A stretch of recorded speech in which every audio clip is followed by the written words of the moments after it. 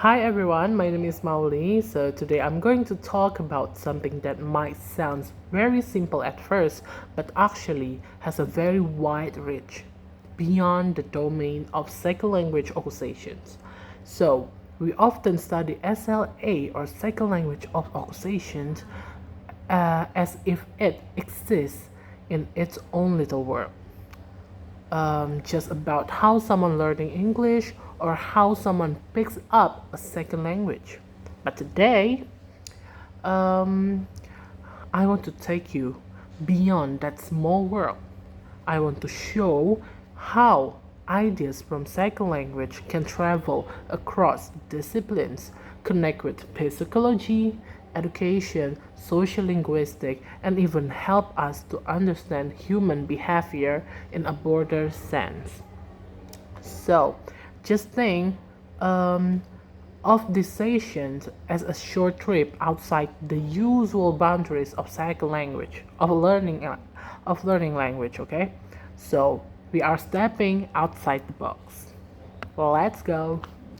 And before we dive deep, let's make sure we're on the same page regarding the difference between within the domain and beyond the domain of second language of accusations. So, when we talk about within the domain of SLA, we're focusing directly on how people learn a second language. This includes things like cognitive process, motivation and emotion, social and culture influence, and the internal mechanism that help learners acquire new linguistic structure. Basically, the research stay inside the world of learning language.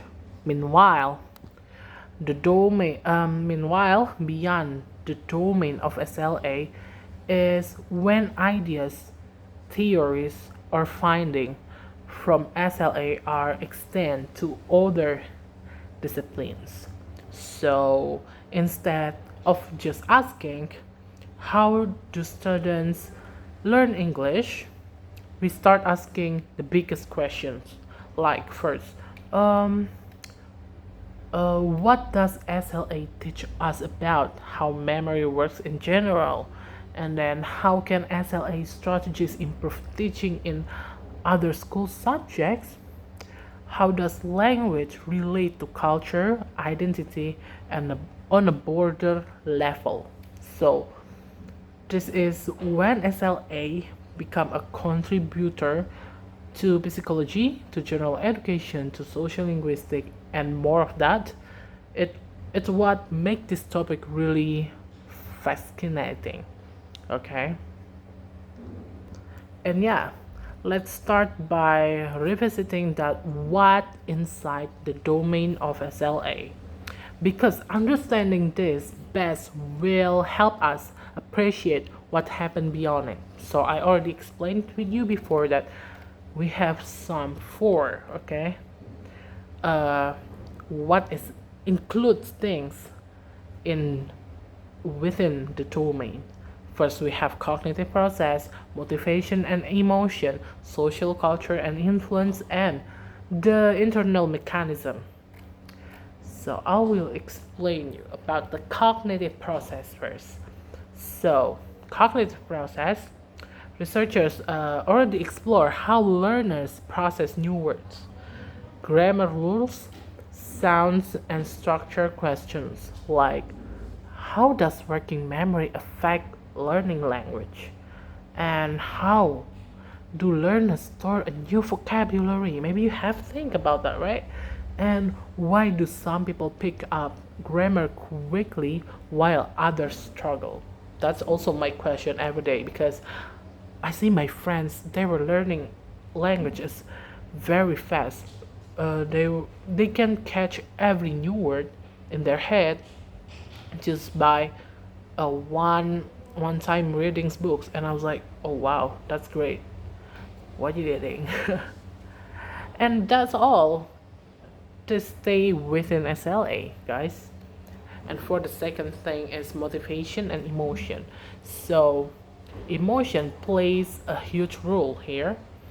Learners with high motivation or positive attitude tend to progress faster. So if you have a big motivation, you have something big motivate you and it's make you learning more faster than others. And anxiety, fear of making mistake or a low self-confidence, it can make the process low and kind of bit struggling. And we have social and culture factors. So SLA also studies how learner environment affect learning. That's true. Okay. Family, peers, community, cultural identity explore to the target language, and even social purpose. For sure, this is a home of SLA, so it's a very important thing. Environment is, yeah. But now let's leave home and explore the world. So beyond the domain of LCA. We're focused to the main topic, okay? Now we arrive at the core of today's discussion. So when we talk about beyond the domain of SLA, we are talking about how the knowledge from SLA is borrowed, applied, and extended to areas outside language learning. This is show that SLA is not isolated. It actually has a huge interdisciplinary impact. So let's look at the three major fields that benefit from SLA findings.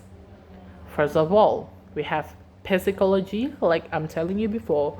So SLA research often studies about memory, attention, cognitive load, and information processing. But here's the interesting part. Uh, these ideas don't only help language learners, they also help psychologists understand how a human learns anything.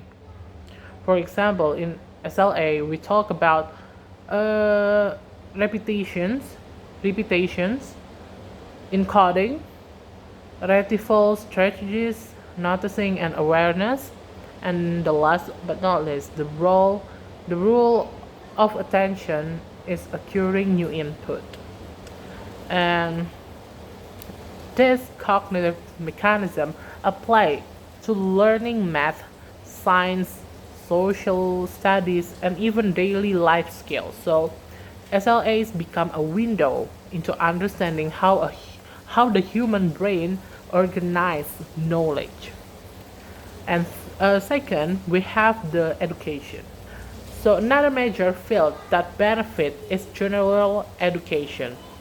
Of course, education is key.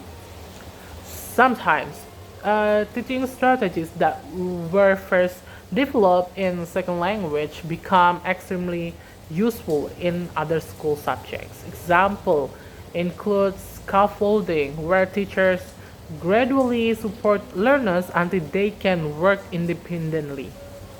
And in second, contextual learning using visual, real example, and meaningful situations. And then third, we have task-based learning, where students learn through participle tasks rather than memorizing.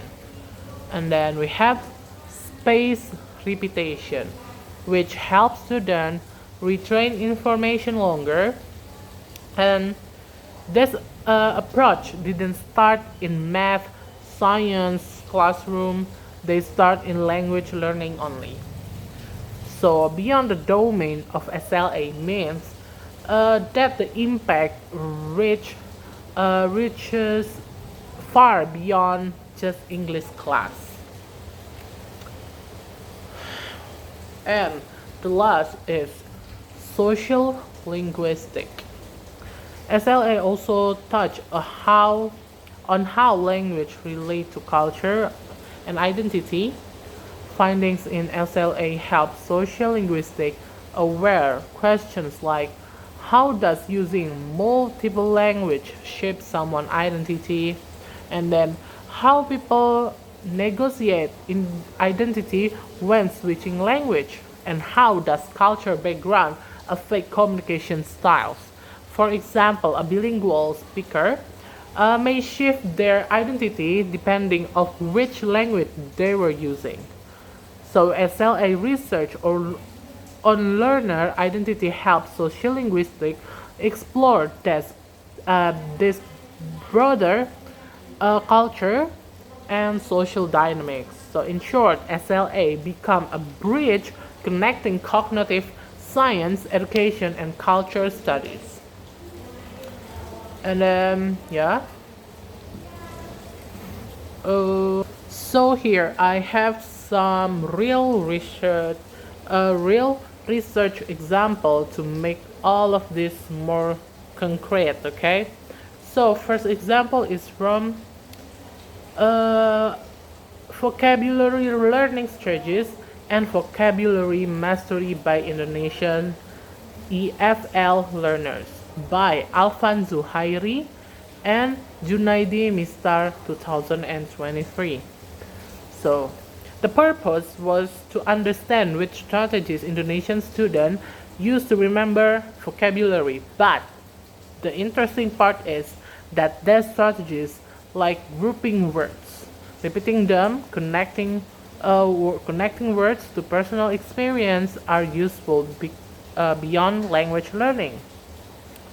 So teachers from any field can use the same technique to help students remember formula, concept, or historical event. So this SLA research expands to the field of general education.